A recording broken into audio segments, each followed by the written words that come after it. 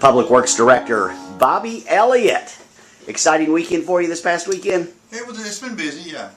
Yeah, I came in, because everybody was on alert this weekend because we got notification from GEMA and our EMA director, Johnny Payne, that it's a 90% possibility or certainty that this storm was going to hit. So I'd already planned on coming in along with 4 of my guys Sunday evening. And I think I got here about 7. I live in Powder Springs, and I noticed on the radar that supposedly snow had already started, but actually it didn't start here in Cartersville until about 9:30 Sunday night. And you know, the snow fell, the first inch of snow fell in like 15 minutes. I mean, it was just coming a blizzard. And it was just like, if anybody was out looking at it, it was just like powder. It was just so fluffy. And of course, I spent the night Sunday night. We have a list of problematic areas that we hit first. A couple of lists actually that we like to hit first with nursing homes and police station, fire stations. All those we make sure they can get in and out, emergency vehicles and all that. And of course, it was snowing so hard that basically just about whatever we did was just about a moot point at, until daylight. But I spent the night with my guys, and our normal folks came in on Monday, and we made a decision to get as much off the roadways, our local streets, as we possibly could in that first day, and we did. And I know we bought a small snow plow that goes on the front of a pickup truck. It was bought after the 1993 blizzard hit, and we really haven't had an opportunity to use it until now. And we put that on, and of course we've got 3 sand spreaders that we use and a motor grader. The fact that the snow didn't have an ice base on it, it was just snow, made it easy for us to just blow the roads off. I mean, we worked, actually we worked all day Monday and into about 9 o'clock Monday night. Plowing, spreading, motor grading, everything we could get our hands on as far as local streets go. And we usually start with the major and minor collectors, roads like Old Mill, Dothet Ferry, the bigger roads, we start with them first, and then we work our way down to the local level. And we didn't really get to much of our local residential streets until Tuesday, because we just didn't have enough time to do it all. But I know there's been a lot said about, and I've heard a lot of positive comments about how we handled it relative to Atlanta and to Cobb County. But I live in Powder Springs. When I got home Monday afternoon about 4:15, we had a 1/4 inch of ice that had fallen that was laying on the snow. We didn't have that here in Cartersville. We just had snow. That made it easy for us to deal with. And that's why the other jurisdictions have had a hard time, because that bed of ice, Atlanta and a lot of the others had ice first, then snow, and then more ice. It just lays there forever, and you can't treat it like we did as easily as we took care of our streets. And that's why the other jurisdictions are having a hard time. I'm hearing nothing but praise for you guys. Nothing but praise on our Facebook page, Cartersville UNCUT. Just nothing but praise. We made a challenging effort to our folks. Of course, we didn't pick up garbage. We can't. And when you get snow covering everything, sidewalks and everything, I don't want to put our folks out there dumping carts, slipping and falling. So we used and we had some personnel that couldn't make it in, but the ones that made it in, even our solid waste people, we diverted them all to sidewalk cleaning, road plowing, spreading, everything. And I challenged our folks to let's clean everything we can possibly clean while we're here today. And basically we did that. Was it exciting for you seeing this come in? I mean, this is something brand new. This is something new. Well, I've been in local government for 37 years. Right. And you always freak out when you get snow, because it presents itself a new challenge every single time, because you don't really know what you're going to get, how you're going to get it, and you just have to be able to roll with whatever you're given. And once I saw how powdery the snow was Sunday night, early Monday morning, I knew we could make a dent in it on Monday if I got enough people in here. And you did. And we did, yeah. Great job.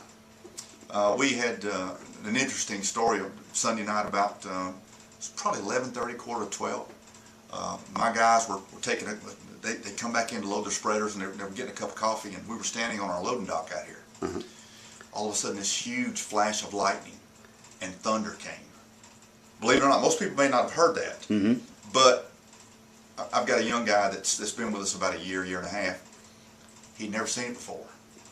You mean it's thundering and lightning and snowing? That's just, it doesn't mix. But that was interesting. The kid was scared to death. But anyway, you see a lot of stuff, and but yeah, I was pleased with the way we were able to utilize our people. And so are we. We are pleased with what we saw, and great job. We're just trying to get ourselves geared up for the next round if we get one. Bobby Elliott, Public Works Director, City of Cartersville, thank you for joining us on Cartersville Uncut. My pleasure. Hey folks, Bob Smith, the owner of the City Cellar Restaurant here in Cartersville, Georgia. Hey, I want you to know we got a train going by here. We got train shots. Every time the train goes by, we ring a bell, get a train shot for $1. I got live music on Thursday nights down here. I got some jazz, I got some acoustics. Friday night and Saturday night, man, what a blast we have upstairs in the loft. Local talent showing their wares. Y'all got to come see it. It's good stuff. The best north of Atlanta.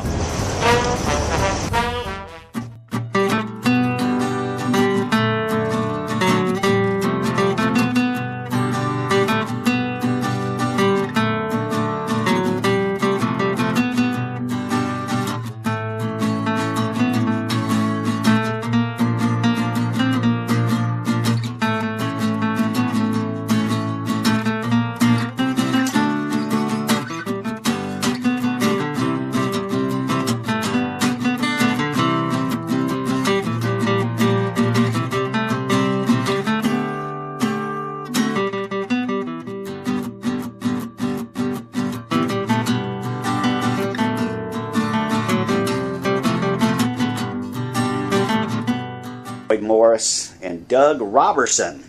How you guys doing? Doing fine. Freezing. Now you are the co-owners, along with Cledus, of Cledus Teas and a restaurant. What's the restaurant? Game Time Sports Grill. And they're connected here. They're right off Tennessee, right next to the movie theater, right behind Slopes. That's right. We actually got a parking lot that connects with the movie theater. Now, how long have you had this place? We've had it over a year now. Just over a year. How's it going? It's going okay. The restaurant business is tough, and it's not just for us. It's tough for everybody, I think, right now. The nightclub, it can be fun on a Saturday night. Thursday, Fridays are okay, but, it's only open about 12 hours a week, So while it may seem like it does okay sometimes, you got to get it while you can. Now, talking to you guys before we start doing this, you were in the construction business? We still have a construction company. There's not a lot of construction going on. Empire Construction, as Doug and I, we've been around since 2002. And we counted about 48 or 50 buildings in and around Bartow County. We haven't left Bartow County very much to do any work. A little bit in Dalton, a little bit in Savannah, Fort Oglethorpe, but for the most part, all our work's been here. Is this new for you guys to run a bar or restaurant? First time. First time for both of us. What motivated y'all to do that? Well, we own the building, and we had a couple of tenants that were here before, Mm-hmm. neither of which obviously made it because they're not here anymore. And we decided in the business environment that we have it was tough to get any other tenants. And if we got one, we didn't know whether they'd still be around or not. Then Cledus was a friend of ours. He's from here. We've been friends for a long time, so we thought we might give it a try and see if we could make it work. And so far, it's been successful. Location and scale, the facility itself, and the way that the floor plan was already arranged, and its location to 411. 41, 75, and Highway 20, we're within a half a mile of the Club Relief. So that's what makes it convenient for Cartersville, Bartow County, and the surrounding areas. It's a great location. And we're in the city, and we're right next to a regional draw as far as the Carmack Cinema. And then this side of town is the more professional side as far as with the hospital, the industry, Walmart, Kmart, etc. But as far as what we do, it's for Cledus Teas Thursday, Friday, Saturday night. It's more of an event center, and then just it's an opportunity for everybody to come out and see each other at the end of a work week. What kind of crowd do you think you have here? How would you describe your crowd? Like tomorrow night, on Friday night you have. I think we have a mixed crowd for the given night. Thursday, Right. you're going to see the younger crowd come out for ladies' night. Fridays, you're going to see a more mature, older crowd for the line dancing. Line dancing.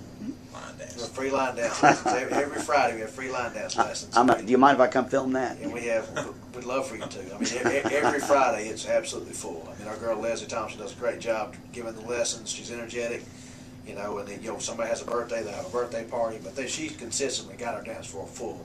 I mean, I think last Friday we had over 90 people in here doing line dances. She was at Cowboys for 10 years, which was down in Kennesaw before they closed, and then she was at Wild Bill's for 6.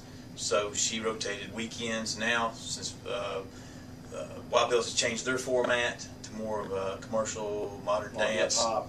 Yeah, and Cowboys is closed. She's almost so she's here every Friday night, and then she does theme nights. Well, if anybody out at home, let's say it's somebody home wants to line dance, what time does it start?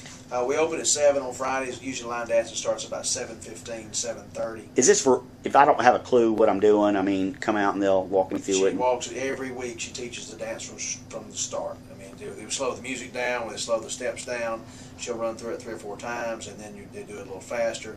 She'll teach for an hour and a half, usually at least an hour and a half, and then we'll have a list that they play, and then they'll go out and do the dances, perform the dances that they've been learning for an And hour. our DJ works with her to slow the given song up to get the certain the more difficult dance moves. They slow it down in order for the I guess the students, you could say. It's gotten to be so big we've actually expanded the dance floor. We made the dance floor bigger to accommodate the line dancers. Mm-hmm. So it's worked out well. And then on Friday night she'll have second Friday of every month she'll do a couples night, which most of the time you'll have couples that come to the line dancing, and she promotes like going out for dinner and a movie, dinner and dancing. That's usually her theme for the second Friday of every month. Usually the fourth Friday of every month she'll do some kind of gimmick to where tomorrow night's going to be line dancing for a pajama party. And so she does that just to keep, mix it up and to keep it kind of lively. Tomorrow night's a pajama party. Tomorrow night's a pajama party. With taste. With taste. Yes.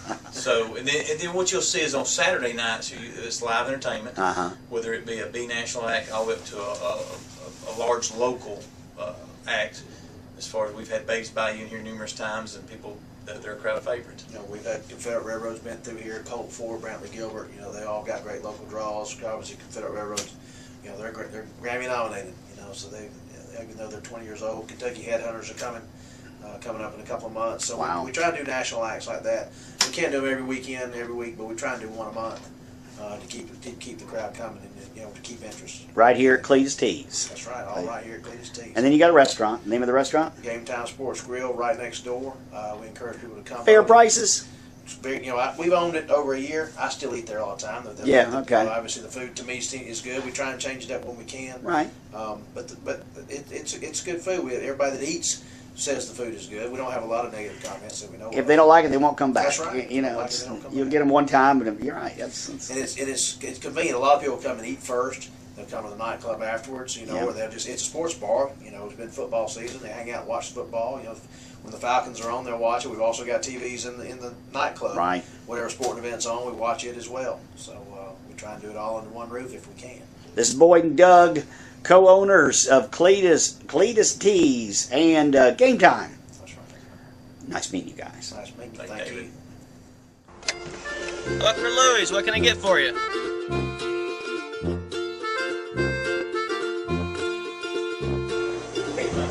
Hey, welcome to Louie's.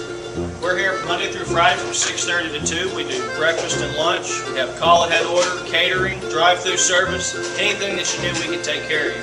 And we're now open on Fridays from 5:30 to 9 for dinner, coffee and desserts, and we're also open on Saturday for full breakfast and lunch from 8 o'clock to 3 o'clock. We look forward to seeing you soon. We have Grandma's chicken salad. We have fresh baked muffins and tasty treats. We have sub sandwiches and hot grilled paninis on homemade bread. And don't forget about our coffee. We've got a specialty house blend that's roasted for us weekly, as well as a full line of coffee espresso drinks, and we can make them how you like. We can't wait to see you at Louie's Cafe.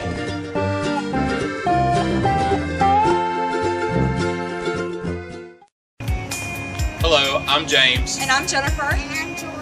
and we're the owners of JDH Electric. At JDH Electric, we can service all of your electrical needs. If it's in your home, your office, your industrial facility, anywhere that you currently need electrical service, we can help you. If you need electrical service, give us a call, 770-607-6900. At JDH Electric, we look forward to serving you for this generation. Generations to come.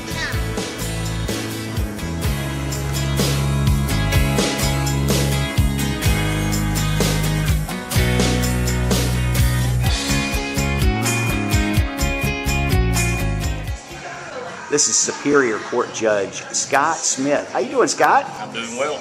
You are at maximum body, getting ready to work out. You do this on a regular basis? Yes, I've gotten talked into trying this, and it's one of the hardest things I've ever done. But it really helps in the wintertime when you can't get out and exercise to have some way to come get rid of the stress of the day.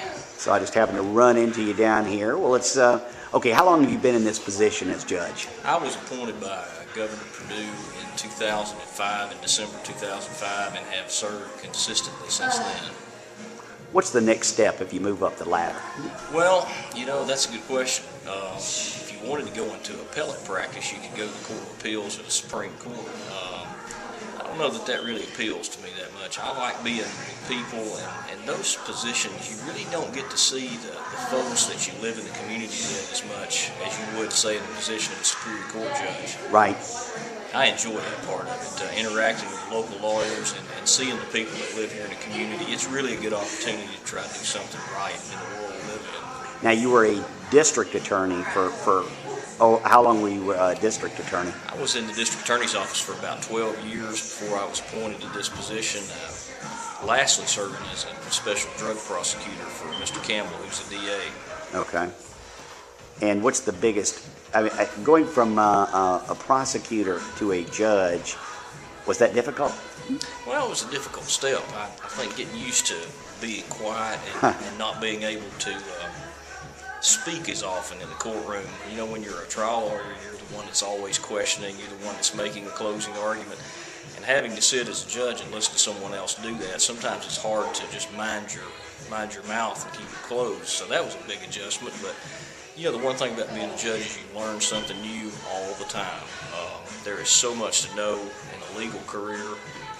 It's very eye-opening, and I think that was probably a tough transition, was learning to sit and listen and not be the person questioning, and also trying to get a grasp on all the different things that judges see every day. So you cannot help an attorney at all, can you? I mean, if he's not following up, you can't take him aside later and say maybe you can't do that at all, can you? Well, judges can give lawyers a little bit of guidance, but we're prohibited from practicing law, so we can't practice law for them. We can't help or aid either side. Right. Because judges are supposed to be fair and impartial between the parties. So if I was to do something that would be an assistance to one side, then I would be really violating my oath of office. So we're not supposed to do that. Now, you're heavily involved with drug court. Can you tell everybody what, or am I even saying the right word? Is it called drug court? You're heavily involved with that. What is it? Drug court is a program that we started in 2008, and it's aimed at helping people who have a severe drug addiction and coping with that addiction, trying to eliminate the root cause of their problem. As a prosecutor, I jailed literally hundreds of people who were involved in drugs. But what we weren't doing is we weren't dealing with the underlying problem. We basically were just warehousing folks in prison, and when they would come back out, you know, they'd have to deal with the same issues. But what drug court does is it tries to get at the root cause of the problem, which is their drug addiction. And we do that through a lot of intensive surveillance, requirements for group therapy, through drug testing, requiring them to have a job, a GED. We basically try to give them a new chance, and we've been successful in many cases with this program.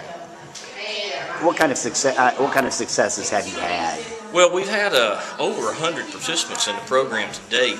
We've graduated currently 33. Another 33 that have graduated, 26, have not reoffended, which means our recidivism rate is around 75 to 80%. And with that being the case, we have been very pleased with our results. if you were to compare what drug court participants do after they complete the program in comparison with what people do on probation or folks who have been released from prison, the chances that a drug court participant will reoffend are much, much lower than that of someone who is simply placed in prison or put on probation. Is this something somebody has a choice to go into if they're a first-time offender, or? Well, they make an application to the program, and that application is considered by what we call the drug court team. It's a staff of persons who are involved in drug court, prosecutor, public defender, treatment professionals, law enforcement personnel, drug court coordinator, and myself. And we discuss that application. We generally accept those persons who have a definite drug problem. They can't have a violent history. They can't have a sex offender history. They have to have a pretty good track record if they've been on probation before, because this is a tough program. It's very stringent and very demanding, but it is one of the best ways to make a life change if that's what you're choosing to do. Judge Scott Smith, I appreciate you joining us on Cartersville UNCUT. Well, it's nice running into you, Dave. Good to see you. Good to see you.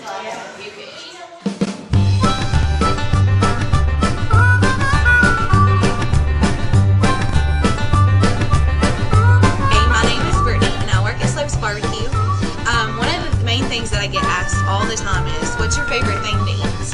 And of course, I always say everything, because everything's good. Regardless if you like pork or chicken, we've got you covered, and we have the best vegetables ever. So come and eat at Slopes, so next time somebody asks you what your favorite thing to eat is, you know exactly what to tell them.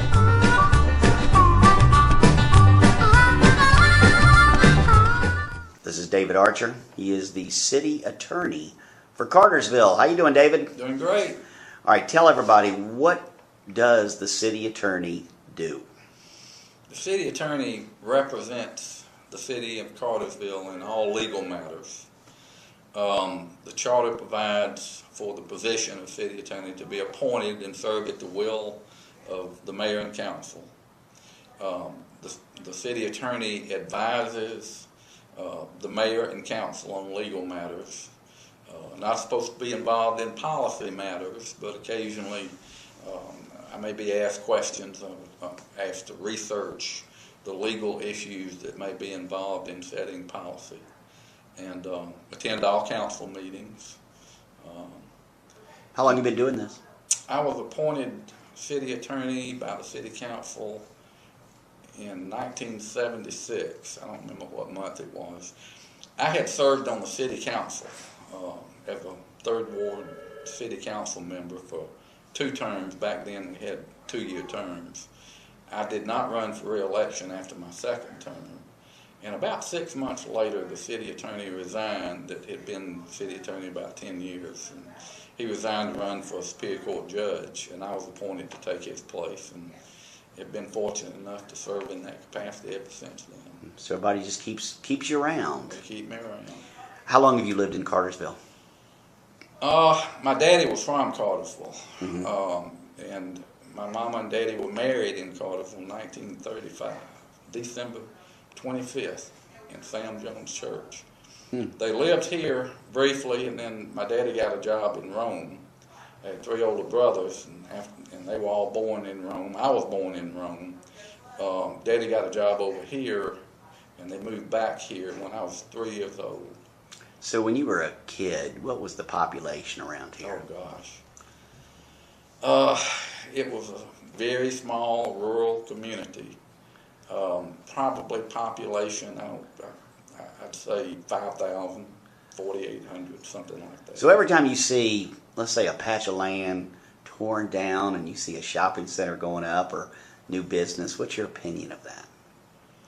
Well, people that know me and have followed what my involvement in things are know that I'm kind of an advocate for preservation. Mm-hmm. I detest the fact that so many of our landmarks were torn down during a period of time where not just in Cartersville but the country, the state didn't really give much priority to preservation of old buildings. The thing was just to tear it down and build something new.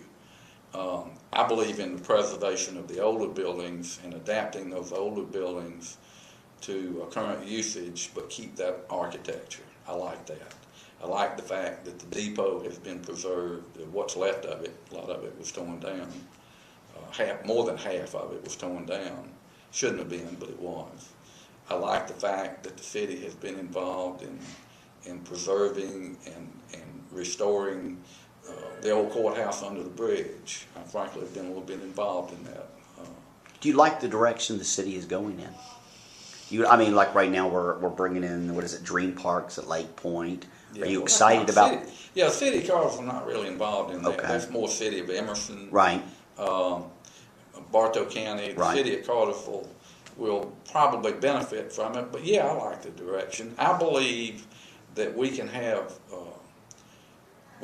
historic preservation. We can keep our downtown, have the turn of the century flavor that it's got. Continue to build on that, but still, I believe in economic development to provide jobs and security so that people can stay here instead of having to move somewhere else to get a job.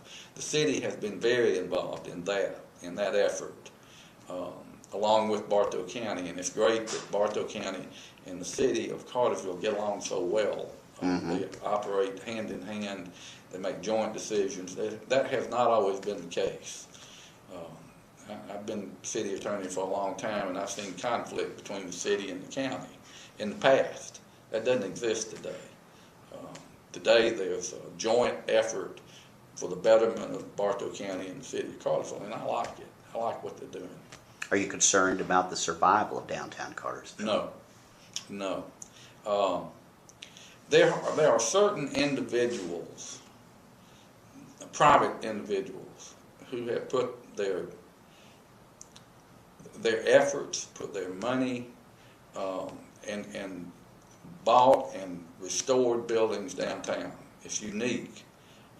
It's unique for the city of Cartersville to have been so fortunate to have these few individuals who have put their efforts and put their money in restoring downtown Cartersville, and it is attractive, and it attracts people, it attracts businesses. We got a few empty stores, but for the most part, you go to surrounding communities, and you don't have the vibrant downtown in other communities of this size that you do in Cartersville. And that's a part because of the leadership of the city has encouraged it, but it's more the result of individuals, citizens, private citizens in Bartow County and Cartersville putting effort into restoration.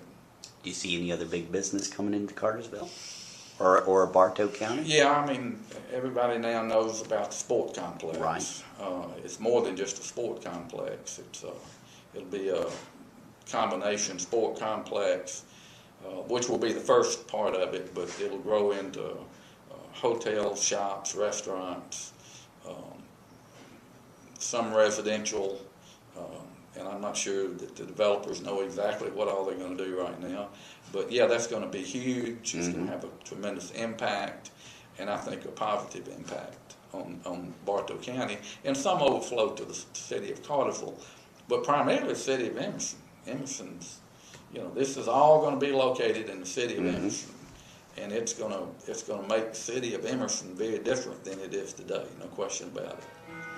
David Archer, City Attorney for the City of Cartersville, thank you very much for joining us on Cartersville Uncut.